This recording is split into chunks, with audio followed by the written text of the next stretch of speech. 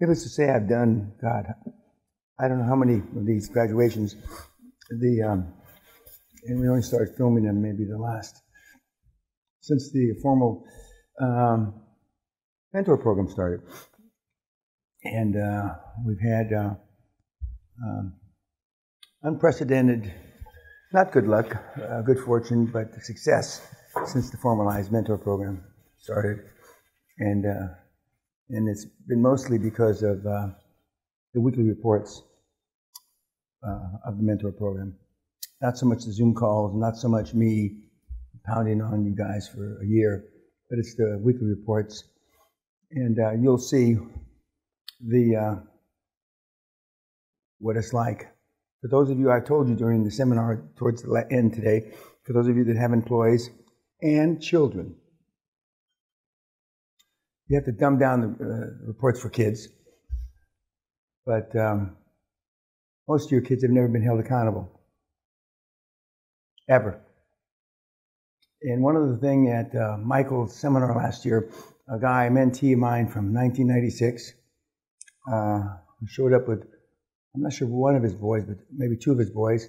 And then he and I met for coffee a couple months later. And he said the biggest mistake he made, although he's been successful, is he raised two spoiled cunts for sons. Dutch cunts, which is a kind of a refined cunt, which means more of a cunt. And he had wished that he had kept his kids accountable. One of his sons was at the seminar. He was 25 years old. He was on the first or second table. So for those of you that have kids, I would highly recommend. For yourselves, we're going to see how accountable you really want to be. And remember, I stressed today after lunch, it's pay price to action. How much sacrifice are you willing to make? Some of you in the room are willing to make a lot of sacrifice. Some of you, and not just in this room, but in the rooms historically, are willing to make enough sacrifice as long as it doesn't interfere with your other life. If it's not going to interfere with your other life, then you're not going to succeed and be all you can be, because you really have an opportunity to hit the ball out of the park. And again, money's not everything. It's the only thing anybody keeps track of. I say sarcastically, and it is. People keep track of weight. People keep track of a lot of other things, but at the end of the day, it's how much fucking money did you contribute to society and what the fuck you did with it.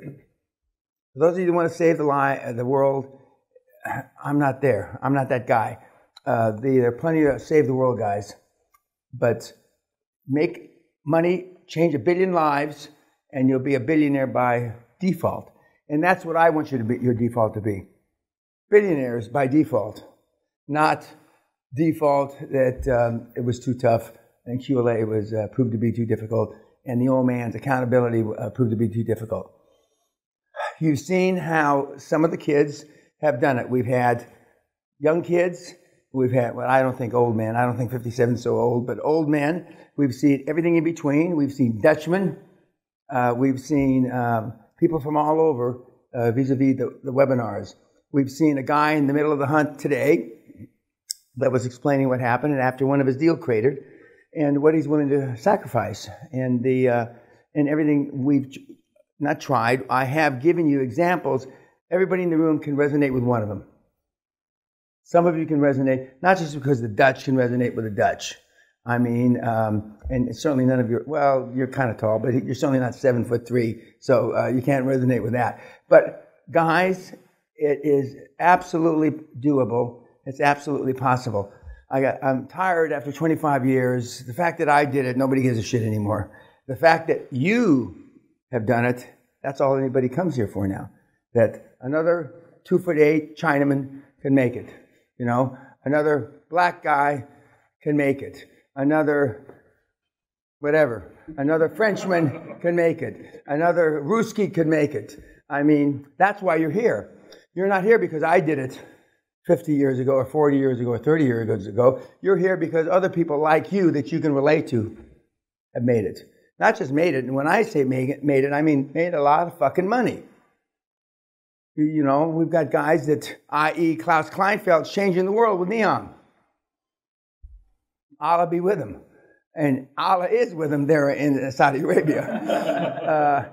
And he certainly, as far as I know, he's not converted to Muslimism, being a Muslim. I may be wrong about that. I'm sure one of you will Google and correct me if I'm wrong. But he's there as a Christian creating the new city of the future in that 25 or 35,000 square kilometers. And when I met him, he wasn't much different than you. QLA works in the corporate environment. It's slower. QLA works for losing weight. QLA works in your love life. QLA works in buying up fragmented industries. But the bottom line is where QLA works is changing what's between your ears. Changing what's between your ears. And I want to drink to you, and I want you to go out and rip their motherfucking heads off and shit down their neck. QLA and your success. Here. Yes. Congratulations. Thank you. Dan, I'd like to say a few words. First, who do I thank for the purple and teal kilt? Okay. I'm supposed to be leaving here in Assassin, and I don't know, I'm not feeling like it. It's been 2 years almost to the day since I first met you at the castle, and I'm happy to say that without 1 microsecond of hesitation, without spreadsheeting it, it's been a very positive experience and an exponential change in the trajectory of my path. And not that I've been swapping spit with these guys, but I've seen that the experience has affected them, or at least started them down that path the same way. And it's affected not just me, but my family, my employees. One of my goals is to break my family line out of 200,000 years of poverty. And that's not something that's easy to do. But I appreciate that you've put us on the path to do that. And so tonight we raise our glasses to you.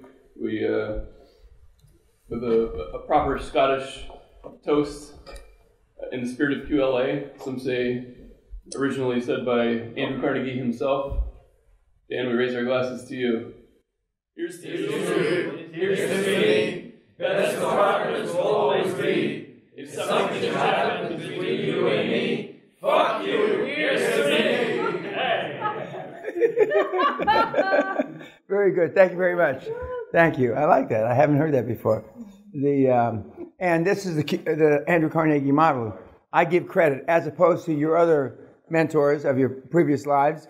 I give credit. Andrew Carnegie is the reason I'm here. Andrew Carnegie is the principal behind QLA, and we follow his model because he was a cheap, mean Scot. He didn't want to give away equity, so he did everything debt.